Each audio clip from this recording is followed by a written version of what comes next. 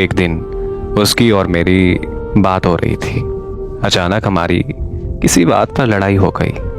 उसने मुझसे नाराज होकर बात करना बंद कर दिया। यहाँ तक कि उसने मेरा नंबर भी ब्लॉक कर दिया।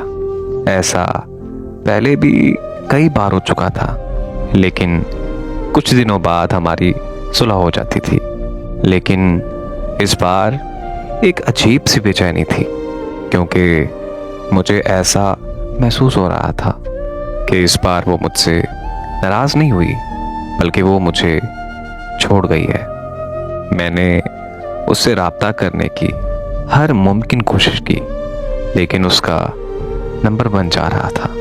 जब मुझे कोई हल ना मिला तो मैंने उसके घर जाने का सोचा, यानी उसके गांव।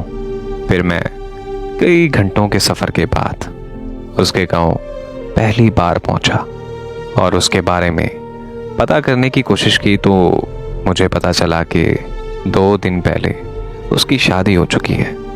ये सुनते ही मेरे पैरों तले ज़मीन निकल गई। मेरे हाथ पांव सुन हो गए थे। मेरा दिमाग भी बिल्कुल सुन हो गया था। मुझे कुछ समझ नहीं आ रहा था कि ऐसी सिचुएशन में मैं करूं तो करूं क्या, क्योंकि 3 दिन पहले तो हमारी लड़ाई हुई थी और लड़ाई के अगले दिन ही उसकी शादी कैसे मुमकिन हो सकती थी। तब मुझे समझ आया कि उसने मुझसे लड़ाई जानबूझकर की थी, क्योंकि वो किसी और से शादी करने जा रही थी और वो ये नहीं चाहती थी कि मैं उसे बेवफा समझूं। इसलिए उसने मुझसे लड़ाई करके नंबर बंद कर दिया था, ताकि मुझे यही लगे कि वो मुझे मेरी ज़ाती गलती की वजह से छोड़कर चली गई। लेकिन मैं हैरान इस बात पर हूँ कि हमारा रिलेशन 2 साल तक रहा और मुझे कहीं से भी नहीं लगा था कि वो मुझसे मोहब्बत नहीं करती या फिर एक दिन मुझे ऐसे धोखे से छोड़ जाएगी। आज मैं जिस दर्द और तकलीफ से गुजर रहा हूँ, ये मैं जानता हूँ या मेरा खुदा जानता है। उसने तो अपना घर बसा लिया, लेकिन मेरा क्या?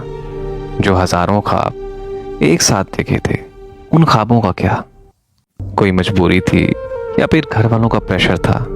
आखिर मुझे बताकर चली जाती, लेकिन मेरे साथ ऐसा गंदा खेल खेल कर तो ना चाहती कि जिसके बाद मेरी सारी जिंदगी अजियत में गुजरे। सच कहूँ तो बात सारी फितरत और ईमानदारी की होती है, और मुझे लगता है कि उसकी फितरत में ही बेईमानी थी, वरना ईमान वाले लोग धोखेबाज नहीं होते।